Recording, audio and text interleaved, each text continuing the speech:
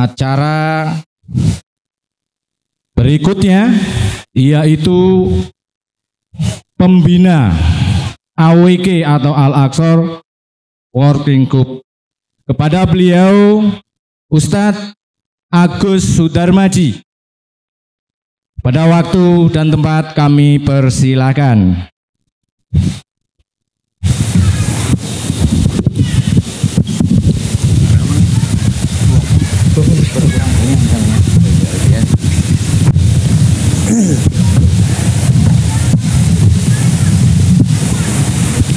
Bismillahirrahmanirrahim. Assalamualaikum warahmatullahi wabarakatuh.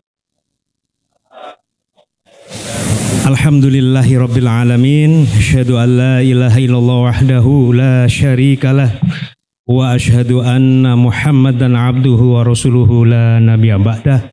Allahumma shalli wa sallim wa barik ala nabiyyina Muhammadin wa ala alihi wa ashabihi wa man tabi'ahum ila yaumil qiyamah.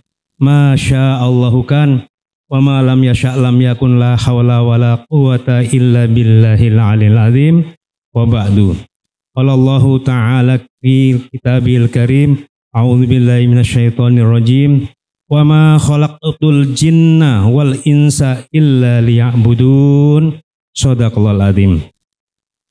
Yang kami hormati, kami cintai karena Allah, Imam Muslimin beserta para pembantu beliau yang kesempatan hadir di Jawa Timur, para umaro dari pimpinan Jamaah Muslimin Hizbullah wilayah Jawa Timur dan sekitarnya, juga Bapak Muhammad Fadil yang mewakili Bapak Kepala Desa Semari, Kecamatan Grebek ya, Nganjuk, luar biasa. Juga Bapak Ibu sekalian, alhamdulillah. Saya mau memperkenalkan diri dulu. Kalau ditanya, Mas aslinya mana? Saya akan bilang, saya Timur Tengah. Oh, Timur Tengah kok nggak ada kearap-arapan gitu ya? Nah, bukan kearap-arapan tapi harap-harap cemas ya. Nah, Timur Tengahnya gini, bapak saya Jawa Timur, ibu saya Jawa Tengah, ya kan? Nah, jadi saya masih ada ikatan psikologis dengan tanah Jawa Timur. Allahu Akbar. Wah. Apalagi saya dapat informasi nih. Tadi berjalan dari Kediri sampai Nganjuk, itu saya seperti mendapat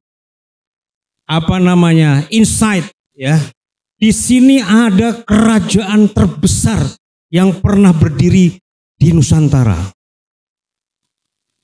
Apa itu namanya? Majapahit.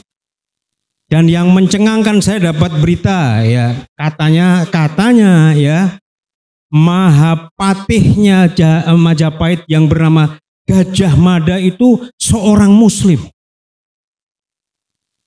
Percaya apa tidak? Buktikan sendiri ya kan. Nah, nama aslinya itu bukan Gajah Mada, itu karena orang sini susah nyebut namanya. Nama itu Gajah Mada. Nah, maka kemudian orang nyebutnya Gajah Mada. Ini dilakukan riset oleh teman-teman dari Pengurus Daerah Muhammadiyah Yogyakarta loh. Risetnya menguak, rupanya Majapahit itu adalah sebuah kesultanan, bukan sekedar kerajaan. Wah, ya kan? Heboh nggak tuh penelitian itu? Ya, heboh itu, ya kan?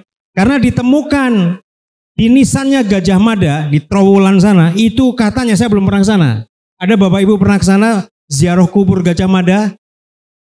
Ya, kalau betul-betul kita perlu menziarahi beliau karena beliau punya hak sebagai muslim, betul nggak?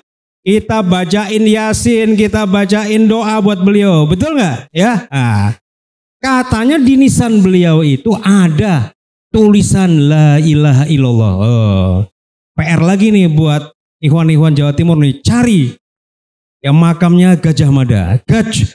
Siapa tadi? Gajah Mada, ya. Dan menariknya, menurut penelitian itu, Maulana Malik Ibrahim atau yang kenal dengan Sunan Gresik. Ada yang tahu di mana makamnya Sunan Gresik? Di mana Pak Gufron? Di Gresik ya. Udah pernah belum Bu? Sudah ziarah. Dicatat oleh sejarah Sunan Gresik itu adalah seorang hakim alias qadhi di kerajaan atau di Kesultanan Majapahit. Loh.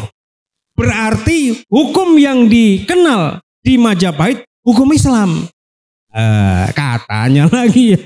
Tapi itu mudah-mudahan betul karena banyak, mohon maaf, sejarah kita ini ditulis oleh orang-orang yang benci kepada Islam, ya, dan ingin meredupkan bahkan menghapus ya jejak-jejak kejayaan Islam di masa lalu.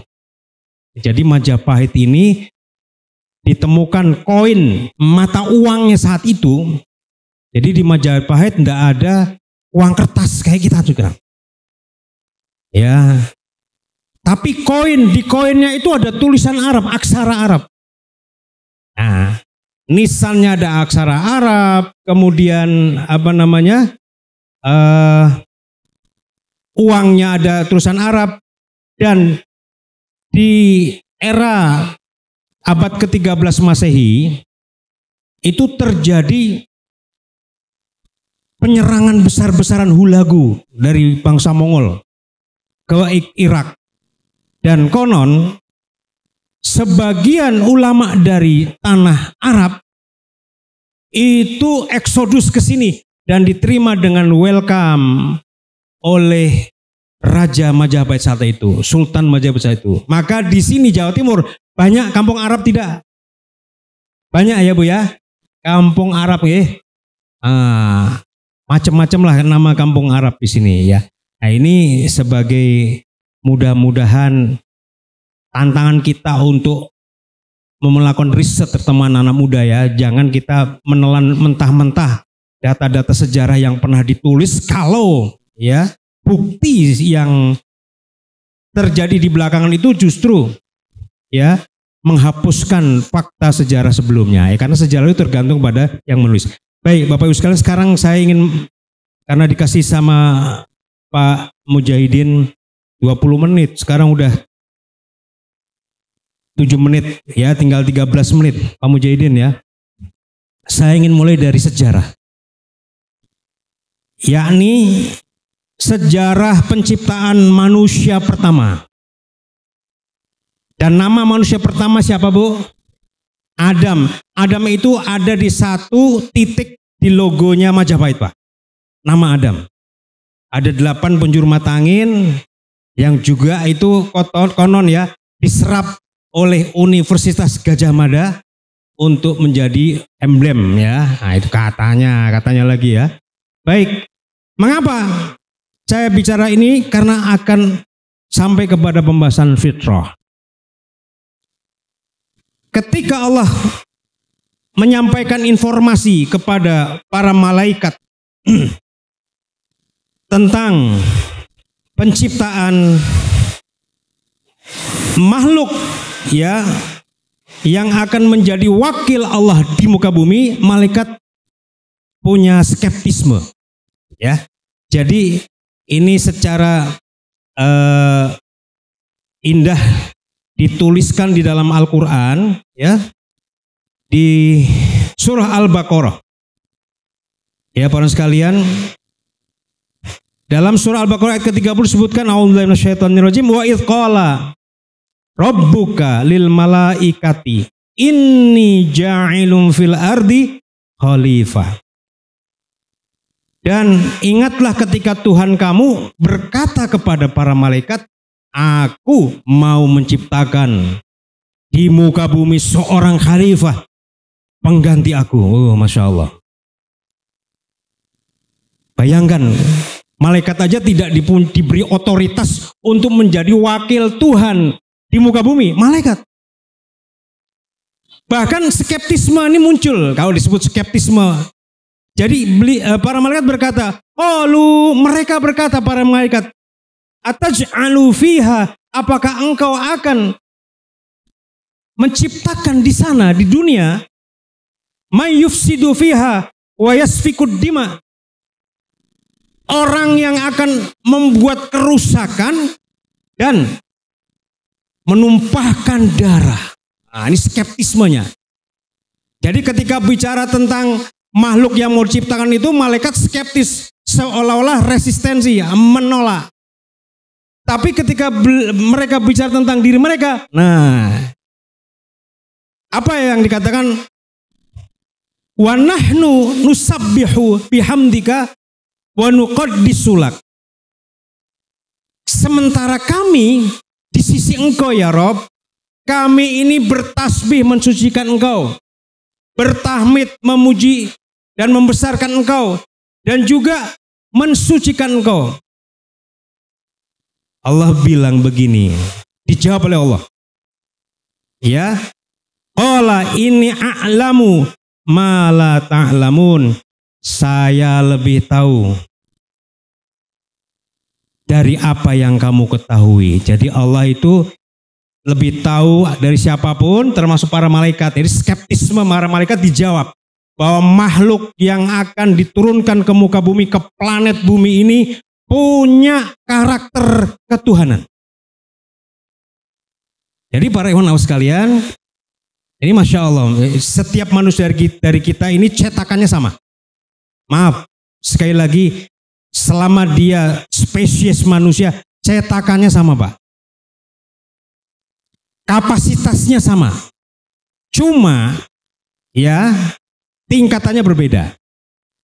Jadi yang ditukas atau yang disanggah oleh malaikat, makhluk itu tidak bakal punya kapasitas untuk menjadi pembaharu atau yang memperbaiki bumi. Sebaliknya, justru menjadi perusak bumi, mufsidin. Yang kedua, disebut di situ adalah wa yasfikud dima, yang akan menumpahkan darah. Tapi Allah ternyata menciptakan makhluk manusia bisa kedua-duanya. Ini bahasa seorang filosof. Manusia itu disebut man can do wrong, tetapi sebagian lain jadi man can do no wrong. Makhluk yang mampu berbuat kesalahan, tetapi ada juga kalanya manusia makhluk yang mampu berbuat tanpa kesalahan, Bu. Ya Bu ya. Nah, jadi Bapak Ibu sekalian, ini Allah menganulir semua skeptisme malaikat, dan ternyata di dalam diri manusia diberi kapasitas juga seperti malaikat. Apa itu? Mampu untuk mensucikan Allah, bertasbih, juga bertahmid, memuji Allah. Ini malaikat. Jadi Bapak sekalian, kalau kita bertasbih, bertasmid, kemudian kita juga membaca ya kudus, takdis ya, itu artinya kita sudah selevel dengan malaikat. Kalau ini yang dilakukan malaikat sebesar itu. Jadi Masya Allah, makhluk bernama manusia ini akan menjadi wakilnya Allah di muka bumi, dan dia diberi kapasitas itu ada di dalam DNA kita. Ya, jadi Bapak Ibu sekalian, kita ini makhluk yang spesial loh. Maka Bapak Ibu kalau ada yang, terutama ibu-ibu punya anak putri, kemudian berpikir anak saya nggak usah sekolah tinggi-tinggi lah, sekolah cuma sampai SD saja selesai, nanti nunggu umur 17 tahun kita nikahkan, itu mesti diperbaharui. Ya, tidak bakal ada laki-laki yang hebat kecuali para perempuannya juga hebat. Nah, dari semua kehebatan makhluk yang diciptakan oleh Allah ini, spesies baru, sebelum Adam itu banyak spesies, termasuk hewan, malaikat, jin, ya, itu spesiesnya baik. Tapi yang spesies kali ini punya satu kapasitas yang hebat. Salah satunya adalah fitrah. Fitrah. Nah, fitrah ini para ikhwan dan akhwat sekalian merupakan inti dari kemuliaan manusia. Ya. Allah berfirman dalam surah Ar-Rum ayat yang ke-30, a'udzubillahi minasyaitonirrajim, fa'akim wajhaka lid-dini hanifa. Maka hendaknya kamu hadapkan dengan teguh pandanganmu, wajahmu kemana? Ke ad-din, agama yang hanif, yang lurus. Nah, dari beberapa pengertian hanifa itu adalah jalan yang lurus atau cenderung kepada kebenaran, kelurusan. Fitratallahi allati fataran nasa 'alaiha. Ini adalah cetak biru, fitrah yang ditetapkan Allah sebagai apa? Cetak biru untuk manusia, cenderung kepadanya. La tabdila li khalqillah, tiada perubahan sedikit pun pada penciptaan Allah dalam hal ini. Artinya Bapak Ibu sekalian, manusia diberi kecenderungan fitriah di dalam dirinya untuk apa? Merujuk kepada Islam. Islam ini agama yang disebut agama hanifiyah wasamhah. Agama yang hanif, yang lurus, tidak bengkok, dan juga agama yang mudah. Jadi Islam mudah atau sulit ya Bapak Ibu? Mudah ya Bu ya. Nah, agama lain mau masuk agama lain itu prosesinya untuk inisiasinya tuh waduh jelimet. Tapi kita syahadat saja kemudian wudhu atau mandi, dosa-dosa digugurkan. Nah, para ulama ini dari seorang ulama mujahid yang kemudian di quotes oleh Imam At-Tabari mengatakan fitrah manusia adalah cenderung kepada agama Islam. Jadi agama Islam ini adalah softwarenya. Kalau bisa disebut gitu. Alhamdulillah kita di zaman digital ini mudah memahami bagaimana manusia dengan sistem psikofisis lahir batin dia itu kalau masuk dengan diinstal agama Islam itu menjadi makhluk yang paling mulia. Jadi Bapak Ibu sekalian, manusia kalau ikut Islam itu ikut fitrahnya. Jadi agama fitrah, para ulama tidak ada sedikit pun yang berselisih tentang ini. Agama Islamnya software fitrah masuk ke dalam manusia yang juga punya kecenderungan fitriah. Akhirnya manusia akan menjadi makhluk yang hebat, makhluk yang sempurna, ya, untuk posisi sebagai wakil Tuhan. Ya, tapi kok ternyata ada juga realitanya manusia yang berbuat kerusakan. Kerusakan yang diakibatkan oleh hewan mamalia di darat terbesar. Sekarang masih hidup ya hewannya Bu ya. Kalau yang dulu udah mati, apa itu? Gajah. Gajah itu paling kalau ngerusak 1 atau 2 kampung selesai, habis itu lemes. Tapi kerusakan yang diciptakan oleh manusia itu dahsyat sekali. Bom atom dijatuhkan di 2 titik, Hiroshima dan Nagasaki, meluluhlantakkan, meratakan 2 kota yang padat penduduknya. COVID-19 itu juga katanya bukan sekedar, ya mohon maaf, bukan sekedar wabah biasa, tapi karena ciptaan manusia. Itu memang spekulasi, tapi kita lihat kalau memang itu man-made, buah tangan manusia, itu akan menjadi kerusakan yang dahsyat seluruh muka bumi. Yang mati berapa? Dan manusia mempunyai daya hancur dan daya rusak yang dahsyat terhadap bumi ini. Maka diciptakan oleh Allah manusia-manusia lain yang beriman untuk menjadi penyeimbang orang-orang yang merusak bumi dan menumpahkan darah. Jadi apa yang diramalkan oleh malaikat terjadi, bahwa sebagian manusia merusak bumi, sebagian manusia menumpahkan darah. Tetapi orang-orang yang memang diutus oleh Allah, ya, para rasul mengajak manusia kembali kepada agama fitrahnya, maka mereka akan mampu memperbaharui bumi, memperbaiki bumi, dan menahan orang dari menumpahkan darah.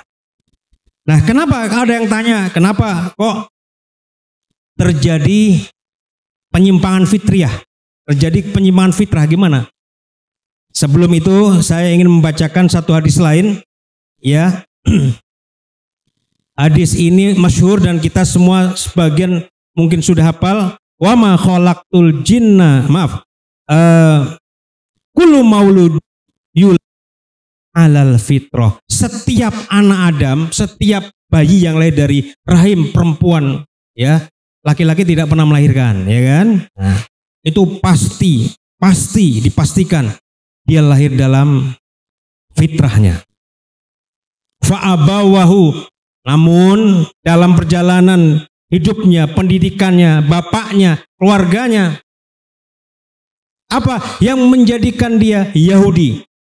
Ayu hawidanihi, ayu nasiranihi, ayu yumajinasihi. Atau dia menjadi orang Kristen, Nasrani, atau menjadi orang Majusi, pagan, penyembah berhala, penyembah api dan lain-lain.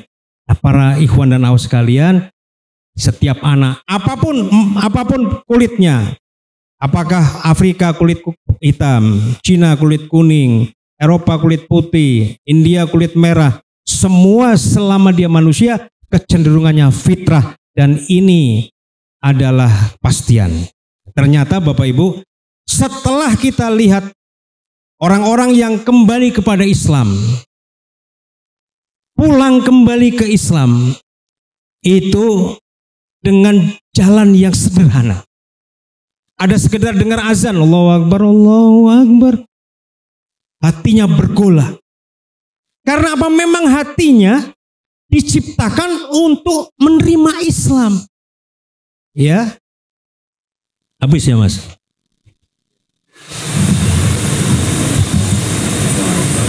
Waktunya habis. Ya 2 menit ya Mas.